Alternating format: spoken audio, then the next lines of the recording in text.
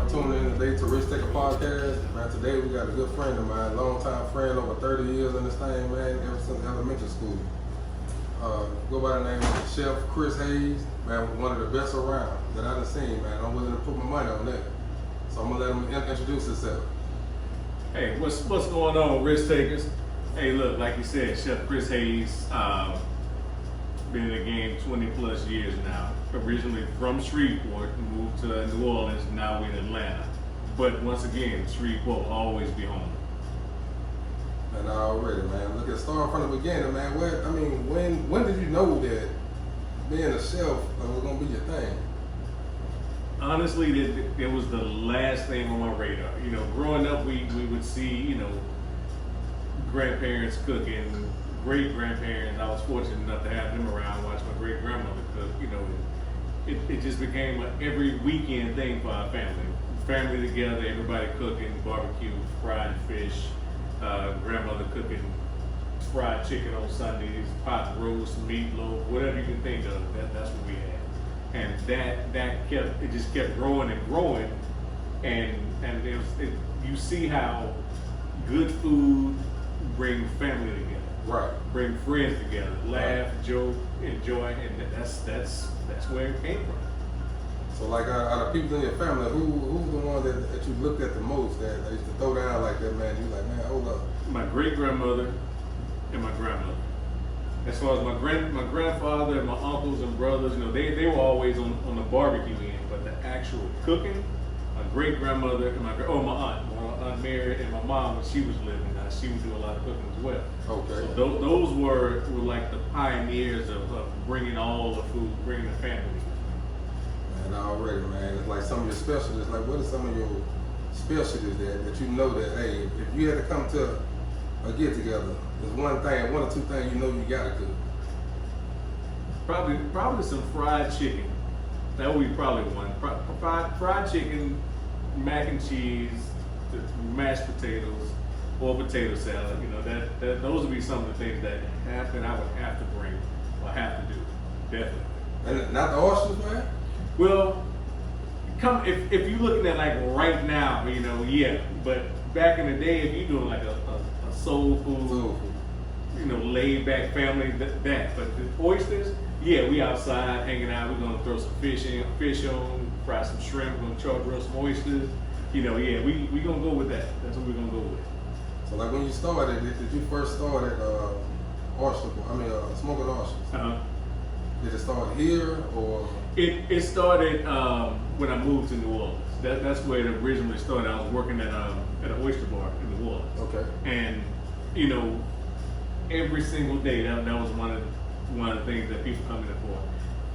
It's ridiculous how many people, which I didn't realize, because again we're up north. You don't get as many oysters here as you do in New Orleans down Right. south. That's like the fried chicken to Shreveport.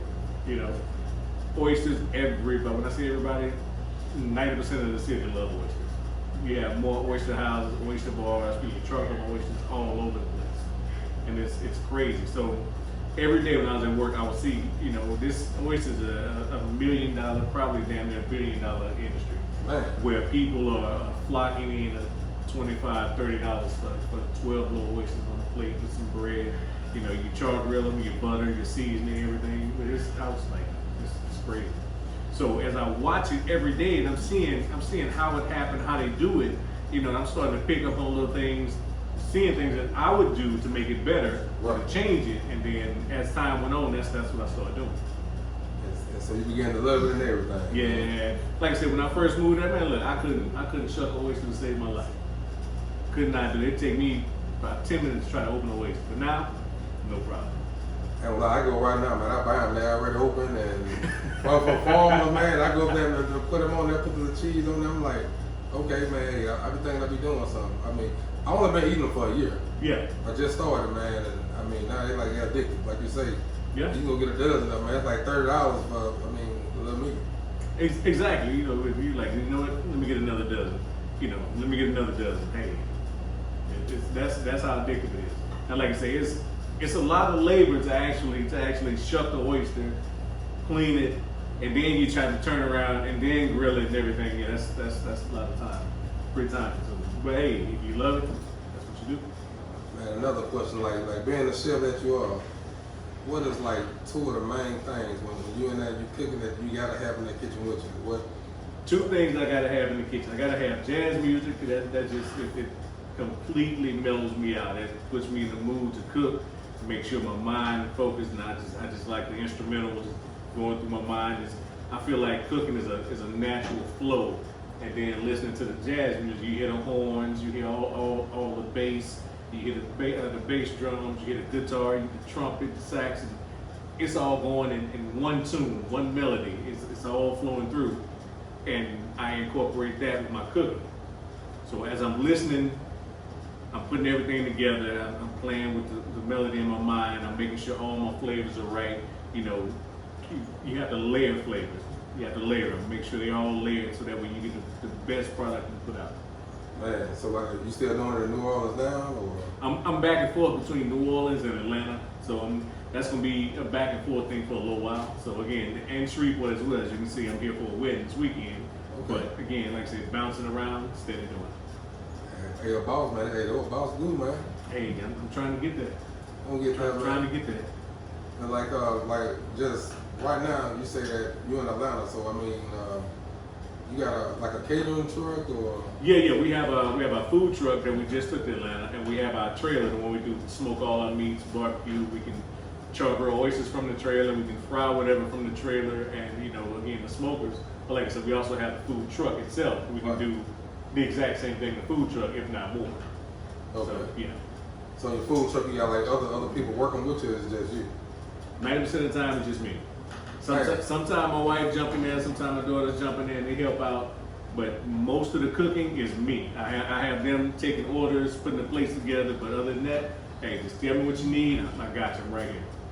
And so about how many hours a day that be like when y'all out there? When we out there, we try to do lunch. We try to set up for lunch and go in at probably just say 11 to 7, 11 to 8, something around there. Or get out there early about 9:30, 10 just to get everything put together, start setting up.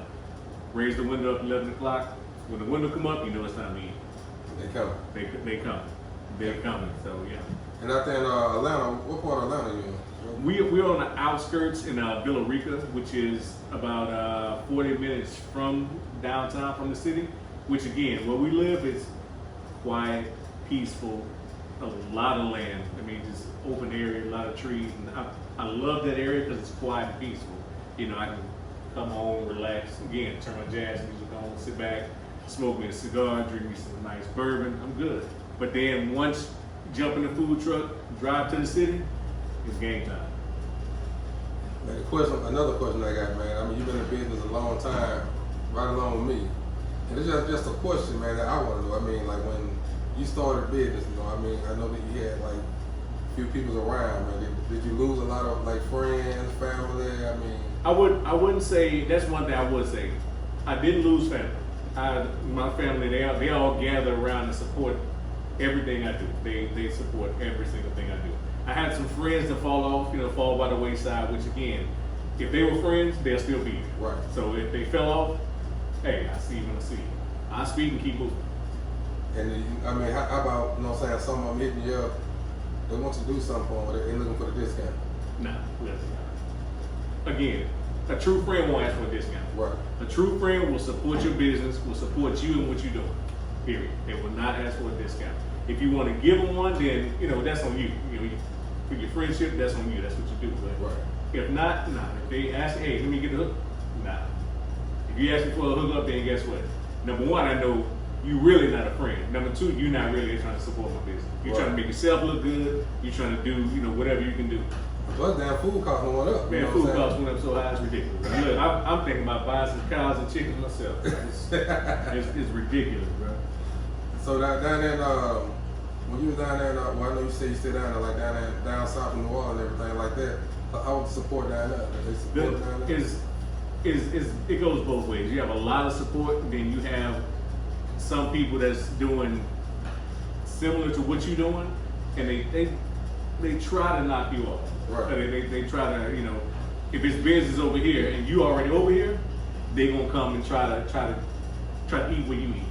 And plus, the hill, they drive up, they see your line long, they're like, hey, there's some money there. They like, hey, there's some money over here. So they gonna try to beat me there next time, or they gonna come try to pull up. Look, I'm like, hey, it's enough to eat for everybody to eat around here, bro. Right. Especially in New Orleans, it's enough for everybody to eat. You don't have to come step on the next man. Look, I tell you what, we can partner. Look, you take this side, I take this side. We can do it like that. You don't have to slide in and try to do it when I'm not here, or try to beat me here. We don't have to do all that. And then going back to like Shreveport, like down here in Shreveport, I mean, I know this your home, born and raised.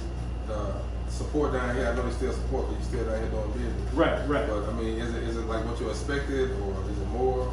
It's actually more than what I expected. You know, I know from Shreveport, the people they're gonna support you. You know, they're gonna help you out. They're gonna be there. Right.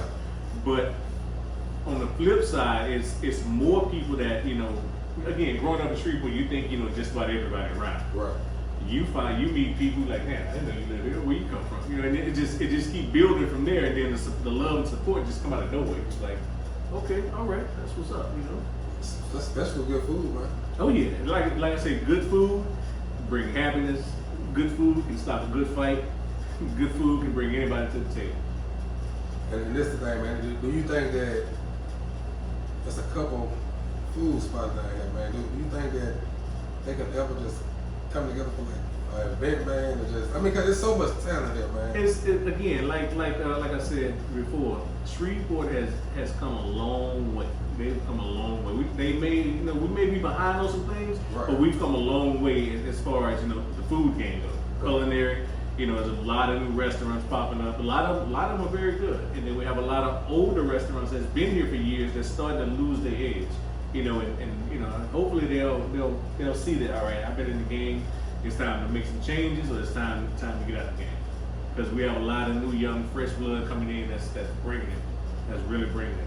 And that's good. That's good to see.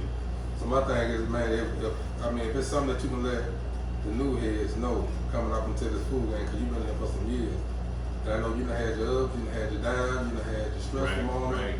I mean, if you can tell them one thing coming up in the game to look out for and be aware of, what you think that'll be? I'm gonna tell you now. You coming up in the game, you be consistent. That's the number one key, consistency. Because a lot of places, they start off good. They get the ground running. Everybody flocking to them. They're good to go. 6 months to a year later, it all fall off. It don't taste the same. Presentation not the same. You don't have the same cooks in the back. I understand turnover, but you got to train the people. You got to make sure it's consistent, like on everything you do. Like I say, if they can't do it, or if you can't do it and I have to do it, I don't need you. Right. If I have to do it myself, I don't need you. So therefore, to make sure my product is always consistent, always right, I'm gonna be right there, hands on, to make sure you're doing what you're supposed to do. And just like right here in the city, when you do visit Shreveport, I got to put on the tape because somebody asked me this on the headline. Man, when you come back home, what are some of the top 3 places that you know you got to go eat before you leave? I know it's more, but I tell you what, 3 people. One of my top places, I go and holler at my boy Mark. I go over to Louisiana Smokehouse. I gotta support my boy Mark. He doing this thing for the city, and I congratulate him on all his success. Shout out Cool Mark. All his success, I congratulate him on that. I have to go. If I don't even eat, I go by there to show my face, show my support, right, show my love to him. I have to go to Cool Mark. Check out Orlando's. Go by there and holler at them. Go to Superior Bar and Grill and Steakhouse. Bar and Grill, go sit there and have a few margaritas, eat some chips and salsa, talk to some old friends. Go to the steakhouse and eat a good steak, sit at the bar, go back there, smoke a good cigar, get a good drink. You good. And if you ain't cooking no oysters, what at least 3 places you can get oysters at that's pretty decent? You know what? I'm gonna tell you the other night I went to. I'm not gonna answer that because. I went to Superior the other night.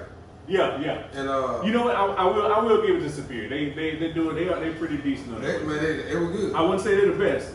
I wouldn't say they Chris Hayes oysters. Right, okay. But I would say that they're pretty good on the oysters. They're pretty good on the oysters. Okay. There's a couple of places that I'm not gonna say any names, but they just need to shut their oysters. Well, I tell you what. Okay. Give me. Hey, what 2 oysters places? Even people that sells it, that they can give you run for your money. That I mean, that you said, man, hey, that's pretty good. It ain't got to be in Shreveport. Oh, okay. All right. Cool. I have to go with my boy Khalid out of New Orleans. They call him the real oyster man. That's my dude. He actually, we worked together for about 10 years, charcoal and oysters together at the restaurant. Right. So he's still doing it at the restaurant, and he's doing this thing outside the restaurant. Gotcha. Who else? Oh, again, another cat I used to work with named Cam. I taught him the game at the restaurant. Okay. He doing his own thing with charcoal and oysters now. So those two, they don't have my recipe, but they can handle But they it. down south too. Yeah. Mm-hmm. And man, about about how many recipes do you have? Man, look. I know it ain't gonna be 50% over the time. I tell you what, I have, honestly, I probably have just overall recipes, probably about 300-400 different recipes. And that's just for 5 different ways to do chicken, 20 different ways to do oysters, 15, 20 different ways to do steaks. And the crazy part about it is I have notebooks all over my house or just little pieces of paper. If I'm asleep and I think about something in my mind, I'm tasting it in my sleep, I'll wake up and write it down and just drop the paper on the floor, roll up, go back to sleep. I have little pieces of paper on the floor everywhere. If I get up, go to the desk and sit down and write for a minute, come and go back to sleep. Then the next day, I either finish the recipe or I go try it out and see how I like it. So, yeah. And like just being around the house a week, how many times do you catch yourself just cooking? Well, I'm running so much in and out of town, doing podcasts, coming up with other recipes for all my spices and seasons. I don't get to cook at home as much as I used to because a lot of times we out on the truck doing this. Right. And again, sometimes I'm on the truck, I think about a recipe. Let me try this real quick.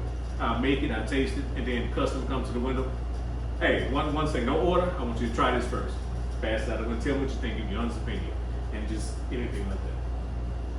Right. Think about a recipe, write it down. Next day, get up and execute it. Another question, man. Due to the pandemic, is it more money working on a food truck or in a restaurant? Food truck. Food truck. There are a couple of reasons. Number one, you have low overhead. If you by yourself, you don't have any labor costs. You're paying yourself, or your family, your brothers, whoever working with you, 1 or 2 people. It's much less than being in a restaurant. You don't have any bills. Your food truck, your food costs, your gas, your propane. That's all you have. That's it. So the money you make, pretty much, you make 1,000, you put 300 to the side for gas and propane, and just say put 200 to the side, depending on what you're doing for your food. You good. Let's just say, like, if you had a caterer, man, you had a caterer, so I want you to cater, and it's for 100 people. About how long would it take? If they just want the regular, like the chicken and stuff like that, I mean, how long would it take as far as prepare. getting everything together? Yeah. For 100 people, if they want, just say they want chicken, jambalaya, green beans, mashed potatoes, just say that for 100 people, I can knock it out in about 3.5, 4 hours. 4 hours. Yeah. Because what I do, if I don't have a kitchen, what I do is I make a makeshift kitchen to an outdoor kitchen. Once they come up, they put their order in, they hit send, Walmart, it goes straight to Walmart, then Walmart sends me the order. Okay. And then once they send me the order, we send it out, everything gets put together. It's either shipped out that day or the next day. And once that's done, we get the tracking number. We type the tracking number in, send it to Walmart, and they automatically send it back to the customer so they can know when the package is coming and it has been shipped. That's what I'm talking about, man. And like the page by itself, like the Smoking Oyster, do they have your own page? Yeah, you can go to www.thesmokingOyster.com. That's our website. It'll show, it has pictures of food on there. And you know what? I may just start throwing recipes on there. Throw some recipes on there, go to the website, check it out. You see a recipe you like, try it out, give me a call, send me a message, whatever, and we'll go from there. I know I tried this here, man. That jambalaya, man. That's pressure up, man. Yeah, you know what? A lot of people like the jambalaya. And I've gotten nothing but great reviews from the jambalaya and the Cajun. Like, all of them are good, but the jambalaya and the Cajun season, those are the two that everybody's really been going at. And like all your kids, man, do you got one of your kids you think that might just want to follow that footsteps? I have one right now. She we went to Nickel State in Thibodeau. She wants to go to culinary school. Okay. So we working on trying to get her a scholarship and get her put in there so she can learn the craft. She wants to do baking, but I told her she can do both. You know, Right. you got the best of both worlds. Like me personally, I don't like baking, but I will if I have to. But I don't like it. It's too many measurements. It's too time consuming. You gotta make sure this is right. This is weighed out properly. Nah, that's how I thought. So with the seasoning, like when you season your food, I know you did it so long. Do you just know it like right off the top of your head? Like, it comes second nature. because I seen when you just said about the shrimp, you said the whole recipe and you didn't look at nothing. Yeah, it comes second. After you do it so many times, so long, it sticks in the back of your mind. Like, I measured this out 1,000 times to make sure it was right. I measured this out 1,000 times to make sure it's right. So it's at the point to where now, when I go in there to do it, I just start pulling what I need, spit everything out, have the fire going, start seasoning, oil, butter, whatever, pop it in the oven, I'm done. My wife always asks me, how can you go in here and cook a whole meal in 45 minutes? And it'll take me 3 hours to do two things. Right.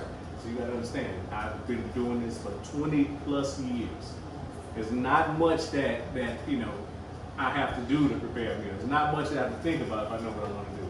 I can go off the top of my head and just, all right, I'm gonna do this today. Look in the refrigerator, we got a bunch of old food in there. Let me pull this out. Let me mix this with this. Let me pull this out. Let me mix this with this. I'm gonna go ahead and use this. I don't want to throw none of this away. Let's go ahead and use all this and make a whole new meal out of it. And man, look at just hearing you talk about this, man. I'm gonna go all the way back to elementary school, man. When we was in class like that, man, I never ever thought that. I mean, you would be a chef. Bro, I never thought. Look, elementary school, I didn't know what I wanted to do. Look, I was too busy getting in trouble. I mean, I didn't probably think I would even make it out of elementary school. You know what I'm saying? I mean, that was the last thing on my mind. I just knew when I get home, my grandma would have something to eat. Some chicken, some stewed okra and tomatoes, some cornbread. That was my thought. When I get home, I'm ready to eat. See how good your mind is. Do you remember the principal at Queensboro Elementary School? Let me think. No, I can't. I cannot remember the principal. Miss Cole. Miss Cole. That is correct. Hey, go all the way back, man. Man, look, I wonder where is she? Is she still around? I wonder what she doing nowadays. Man, I don't know, but I imagine she is. Hope, pretty sure. Yeah. And you know what? A lot of times when situations like this, you think back on your old principal, old teachers, like, I wonder what did they think of you in class, Right. growing up, and then now they see you, who you are, what you are now. Did they even have the slightest idea of he's gonna make something of himself, or she gonna make something of herself, or they just gonna play around, get in trouble, and no tell them put their ass in the day. Exactly. So yeah, that's a good one to think about. So like just coming up, I mean, do you have any like big events like coming up that you got scheduled? Or? I have nothing right now. Like I said, I have this event Saturday. I have a wedding to do, and then next Thursday I have to do a wedding in Jackson, Mississippi. No, I'm sorry, not a wedding, family reunion in Jackson, Mississippi. And those are the last two things on my book until the new year. Gotcha. In April, we have April 9th. It's a Saturday, April 9th. We have Culinary Fight Club coming up. Okay. So that's the one I won in 2018. We're doing it again. It's in Alabama this year. So it's Culinary Fight Club, April the 9th of 2020. It's going to be the blended burger battle. Okay. So everybody's, you get a box of ingredients. And you bring 3 ingredients of your own, but you have to mix that with whatever they have and go with it. And I think it's gonna be 10 different chefs this time. So you do turkey leg too? Oh yeah. Tell me, hey, I'm gonna put a little competition, man. Put some money on there, man. Look, I challenge Lee Feaston to a turkey leg cook-off. Oh man. So I hope Lee listening. So he just said something. what's up, Feaster? I challenge Feaster to a turkey leg cook-off. May the best turkey leg win. Man, y'all gonna make me come out retirement now. Hey, I'm telling you. Look, hey, come on, let's go. Speaking of that, I have a question. What's the question? Do you have testers to test your recipes to say if you want to send them in to be presented to the company, or do you just go on your own, just switch on your own? If it tastes good to me, then it's gonna pass. Well, no, because a lot of times I can think something tastes good to me and nobody else like it. Or if I make something and I let somebody else try it, they may love it, but I may not like it. So so how do you decide what passes and what? If I'm having something like that, and I'll do a get together at the house. I make 5-6 different dishes. So it's just random. It's not everybody, a certain set of people. It's just random. Okay. Everybody try this out. They try this out. Say, all right, tell me what you think about this. Does this need this? Take this out. Is this too spicy? Is this too salty? And we go from there. See, the turkey leg contest I gotta have like a tent. I don't want y'all to see me cook mine, man. I mean, hey, I'm a dog with a turkey leg. Somebody want to know when they're gonna be ready. He said, bro, I'm with it. Let's not just do turkey. Do 3 meats, 2 regular, 1 game meat. All right, I tell you what. All right, we gonna do turkey legs. Let's do some wild hog, and I'm gonna let you pick the next one. Somebody else had a question. Lord Brandon. Brandon, he said, what's the best dessert you think you ever made? The best dessert I think I ever made: fried cheesecake. Fried cheese. Fried cheesecake with a Grand Marnier and strawberry glaze. I think that's one of the best ones. As a matter of fact, a restaurant I used to work at back in 2010 still making this. It's still on their menu, which I took the recipes with me, so I don't know how it tastes right now. But they still trying to reproduce it. I guarantee it don't taste the same. Man, fried cheesecake. So can they do that? Like, is it made if it's your original recipe? Mm-hmm. So can they do that without consulting with you? A lot of restaurants, they look at if you're working for them, whatever you produce in house and it goes on their menu, it's theirs. Okay. Because I got screwed out a lot of recipes that way. So because it was they say it's, right. Once it's made in house, once it goes on their menu, once they start to use it, it's considered it belongs to the restaurant. And then it blow up out of control, and then you don't get nothing. Exactly. So I will advise any and everybody: if you use your recipes, cool, perfect. Do not leave them with it. If that's something you cherish, you want everybody to try, you want everybody to taste. And then another thing, if you're doing it like that, guess what? Step out and start your own.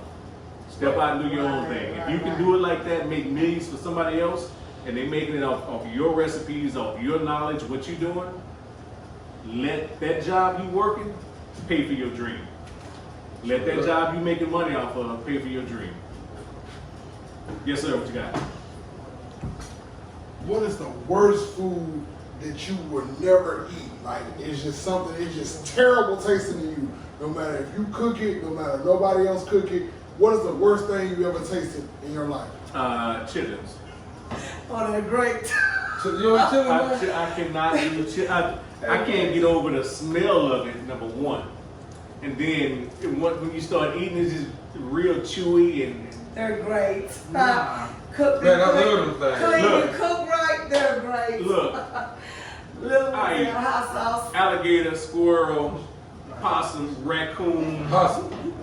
all that. Chitlins will not do it. I ain't never had no possum or raccoon. Will not do it. Stop eating them. Can't do it. Oh, Lee said, man, look, he talking about some tomahawk steaks or some lamb chops. You got that. You got it. I know where we can get a 52-ounce tomahawk at. And we can go with it from there. Man, I'm saying though, hey, like you said, y'all sat at the table every day in high school, and he said that's what y'all talked about. So I'm willing to see, man. Hey, we ready to bring the podcast to the thing. You and Lee go head to head, man. Hey, Lee Feaster, how you want to do this? You want risk takers, myself to travel to Dallas, Right. or do you want to come to the A? I'm gonna let you handle it. I'm gonna let you come. Let me tell you how. Let me know what you want to do. Answer the question, Lee. We waiting, Lee. And Brandon said possum. You say you'll cook a possum too? Look, throw it on the grill, smoke it, stew it down, put some gravy on it. You never know what it is. I'll pay Y'all eat Chinese food, right? Yeah. You don't know what you eat, Y'all right? know what you Shit, it say chicken. Rats. It say chicken. They say rats. It say chicken. I look. That come from my next question I had to spawn. My next question is, before you became a chef, what was the worst restaurant you ever had ate at? What is the worst restaurant I ate at? That's a good question. I've eaten at a lot of bad ones. What was the worst that I've ever eaten? Let me come back to you on that. Let me think about it. No, take your time. I know I'll go on with that, but yeah, we've been talking about a bunch of good food, and you cook good food, but you know what I'm saying. We need to know somewhere that you ate at. I'm not trying to destroy anybody's business. Oh yeah, but like, what is something like where you went in and after you got through sitting down and eating, you left there and you was like, I ain't never come back here again. I'll tell you like this. There's one place that I went. I'm not going to call the name, but it was in the downtown district area. Actually, it was two of them in the downtown district area. It's a lot of times if the food is mediocre, I can deal with it. I'll give you a couple of tries. But if the food mediocre or not good and the service even worse, then that's a whole shutdown for me. That's a whole shutdown. If you have good food, you gotta have great service. That goes along with the experience. You can have great food, but you have shitty service. That just kills your whole meal right there. Yeah. You know what I'm saying? That completely shut everything down. So, what means more to you? Good food or better service? Both. It goes hand in hand. I can't put one above the other. It goes hand in hand. It goes hand in hand with you? It goes hand in hand. Yeah. The reason I asked that because I worked in food service. And, I worked in places that had terrible food, but the service was good. And that's the thing. A lot of people will give you a chance. We had a server. She was great. She perfect. You know what I'm saying? But the food was mediocre. You'll come back just for the service. Right. You'll go back if you just going in there to have drinks and maybe an appetizer or something, and that person gave you excellent service, you just go back just for that person. You may be having a bad day. I'm gonna go holler at her. Good service, laugh, joke, have me a drink. Yeah, like I say, you never know what a person going through. You never know, and that bad service can just push them over the edge. And Lee Feaster said he wanted to be in the port. Hey, that's cool. We got that. We got that. We can. When you ready to set it up, let me know. All right. Are you sure? Go ahead. Have you ever thought about starting a cooking class or a school? Never thought about school, but cooking classes, yes, we do. I do cooking classes as well. You do, or do you do them in the facility, or do you do them online? I do to them. everything. Well, it depends on where you are. Come to your house, we can set up and do it. So it's like a one-on-one. So, but I'm saying, like, do you have something like I guess a business, like a side business, or you may have a time that you just play, like how this podcast is set up. Well, we knew it was going to be set for 5 o'clock. Right. Do you have something where anybody who want to register could register at that time? Just different people from all over. So with that, we can do it a couple of ways. Like I said, we can do personal one-on-one. If you have like the sip and paint parties, we can do a cooking demonstration that way, where we buy all the ingredients and we have a table set up, burners for you all to do. As a matter of fact, we did one online not too long ago, where they had 4 or 5 couples, and we set it out a week before. We sent out a menu of what we were doing for them to buy everything that was on the menu, and everybody had their laptop up. And as we're doing it, I tell you, all right, so butterfly your chicken breast. Some people may not know what that is. So I demonstrate how to butterfly the chicken breast, open it up. Once you wash it, open it up, clean the inside. Pat it dry. You pat it dry, you put your seasoning on, the seasoning stick to it much better versus a wet piece of chicken. Right. Because it's going to run off right off. So pat and dry is it the same thing as that dry rub or what is it? What was that? A dry rub, something like that. Yeah, well, when you pat it dry, then you just patting all the moisture on the water off of it. Then you season it, and the seasoning actually soaks into it much better. And then we'll go from there. And we'll talk about all right. So now you have a hot skillet, a little bit of olive oil or canola oil, sunflower oil, avocado oil, whichever one we use for that recipe. Put it right in. You see your chicken. 3 minutes on one side, flip it 3 minutes on the other. It like I said, it all depends on the recipe. Take it out, pop it in the oven, then you start on your sauce, or start on if you're doing pasta. Start on your noodles. 8 minutes to cook Angel Hair noodles, 12 minutes to cook fettuccine, bow tie, 9 to 10 minutes. While that's cooking, you can be making your sauce and talking your way through it. Like I say, we can set it up that way. Again, we can do it from the food truck. Like I said, one-on-one date night. Have a class of men. Show dudes how to pamper your wife, how to cook for your wife, how to do a pedicure for the wife. Soak her feet, hot water, Epsom salt, take them out, dry them off. Take Epsom salt. Are we doing all this with the cooking class? No, I'm just saying. You're saying teach a class teaching a man how to. This is for teaching a man. Yeah, teaching men how to take care of your woman, how to pamper your woman. And then hey, look, that could be something that he picked up, he learned, he make a better relationship for him and his wife, for the family. Like I said, cooking ties into all everything. That. Yeah. Right. It ties into all that. Have you tried StreamYard? Not yet, no. That'd be great for you. Not yet. Like I said, we have a lot that we want to work on. Actually, again, like back in the day, talking to D. Willis, talking about doing a podcast from the food truck. Right. That was something that we thought about a few years back. It may still happen, once we get situated for some other things, but the sky's the limit. All right, I got another one of them hard questions. What you got? Because I like that. If you were on death row and you had a last meal, what would it consist of? My last meal on death row would consist of. It depends on what month I'm on death row. we may do some crawfish. I want to go out. I want to go out with a hot spicy mouth. So you want to eat the most wretched food that ever in life that you could ever think of. Really? That's your last wish. I'm about to die. I can't take it back. Hey, it is what it is. I want some crawfish. I want some turkey necks, Lobster. corn and potatoes. Give me some smoked sausage. Give me that. Give me that between January and June. Give me that. Anything after that, you can give me some peanut butter and jelly. And look, I'm a simple person. Anybody tell you, I eat peanut butter and jelly all day. I eat bologna sandwiches. I eat ham. No matter what I can cook, I will eat a sandwich before I cook anything else. All right. Another question. If you could take away your seasoning, what is one seasoning that you can't go without? If I can take away my seasoning,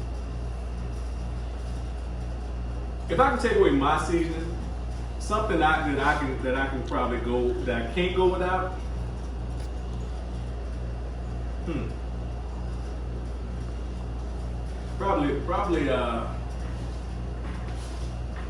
Probably say salt and black pepper. Salt and black pepper. Yeah. Okay. Salt and black pepper. Black pepper for the spice, just a little kick. The salt, which is not a seasoning, it's a food enhancer. It enhances the flavor of the actual meat, the product itself. Right. So I would probably say salt and pepper. Yeah. Gotcha.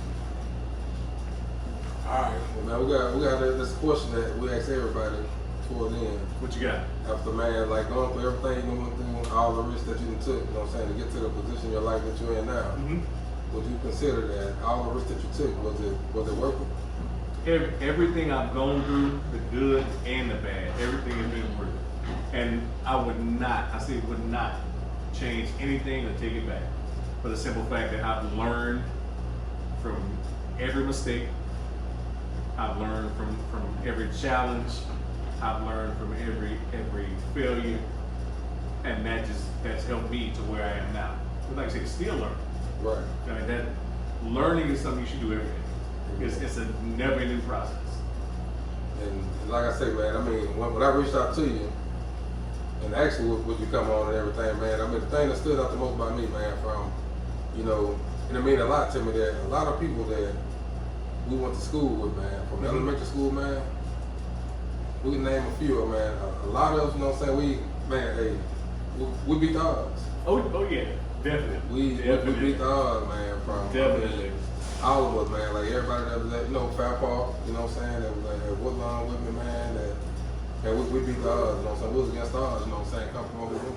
Me and Lee, we talk about it all the time, you know what I'm saying, man, and it just comes to a point, man, I'm proud of you, you know what I'm saying, when I see him on a show one day on TV, I'm like, damn, he went to school with me, I'm like, man, I think this dude named Chris, you know what I'm saying, and I'm looking, man, but I'm gonna let you know, man, we proud of you, man, I'm talking about, man, we following you.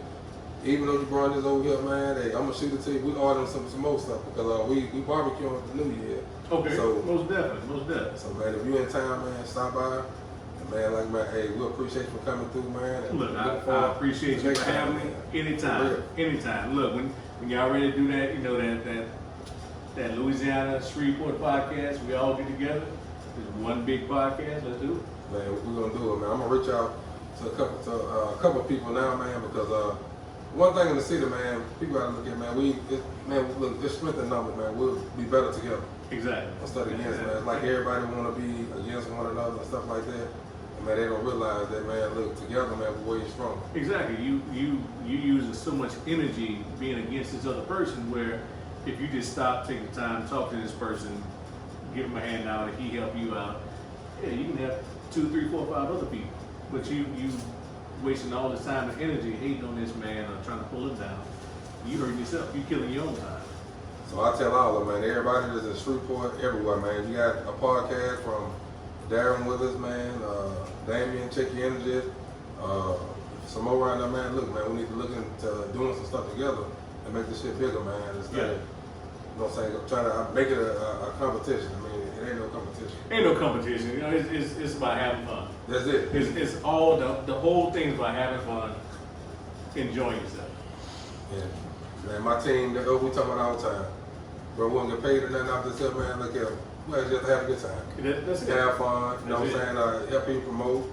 And like she was talking about, she want to taste the oysters, but like I told her, man, next time you cook them down here, man. And, oh yeah, like I said, a few people say you bring oysters. You got oysters with you? Nah, I don't have with me this time. I came in to do a few things, but I tell you what, when I come back, I will have oysters. I will have the oysters. So again, And maybe y'all could set up a demonstration when you come back. right. yeah, we can do a demo as shucking oysters, and then char grilling oysters. We can do a demo on all that stuff. But until then, Walmart.com. Pick up the jambalaya mix, pick up the blackened seasoned barbecue shrimp, Cajun spice. And we good. Like this. Till next time, man. Peace.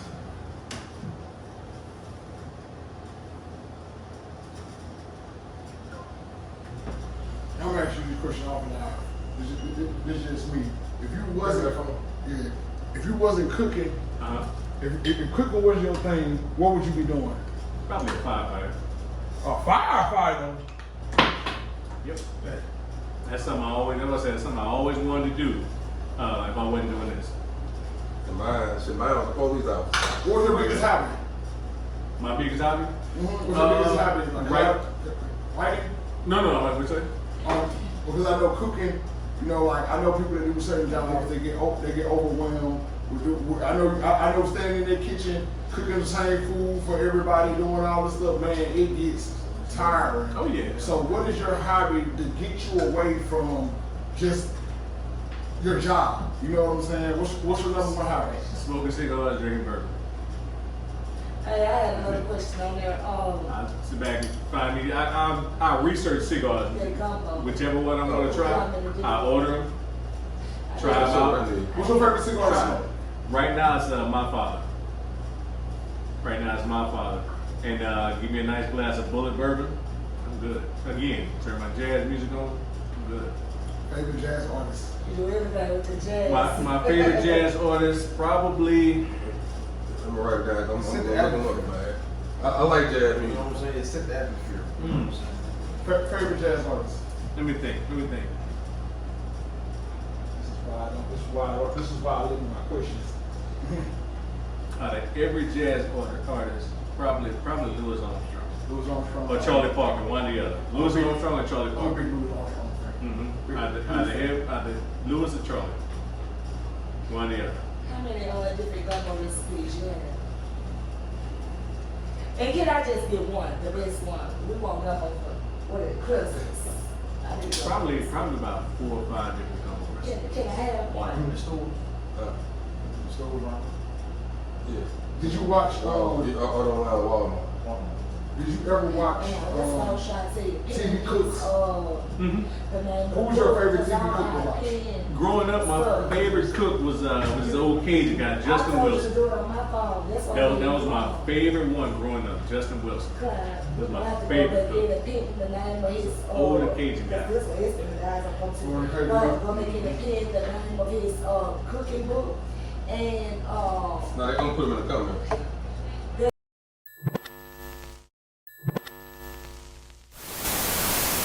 Oh man, about the camera.